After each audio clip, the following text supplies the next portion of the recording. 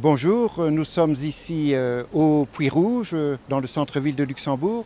Le Comité pour une paix juste au Proche-Orient a décidé de consacrer cette journée au respect du droit international dans le contexte du conflit israélo-palestinien.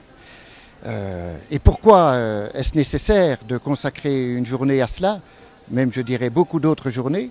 C'est parce que, examinant la situation depuis des années, la suivant depuis des années, nous constatons avec un grand dépit et même une certaine colère que ce droit international n'est absolument pas mis en œuvre dans le cas d'Israël et de Palestine. Que la communauté internationale, malgré toutes les résolutions de l'ONU, malgré toutes les actions qui sont menées, ne prend pas les mesures qu'il conviendrait de prendre vis-à-vis de la dégradation permanente de ce conflit.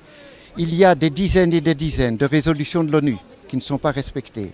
Il y a des rapports qui sont remis par les plus grandes instances des droits de l'homme, etc., qui sont faits et qui redisent toujours la même chose.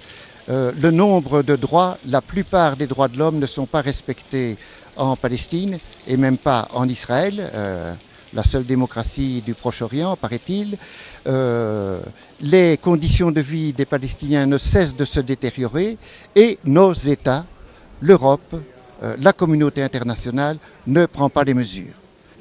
Aujourd'hui, dans cette action de rue organisée par le Comité pour une paix juste au Proche-Orient, je suis habillée comme un juge parce que je symbolise la justice internationale qui ne se préoccupe pas de la question de la Palestine, qui laisse les crimes de guerre, voire les crimes contre l'humanité, se produire et qui laisse demeurer l'occupation israélienne tout en continuant à considérer Israël comme une démocratie et comme le meilleur allié des puissances occidentales.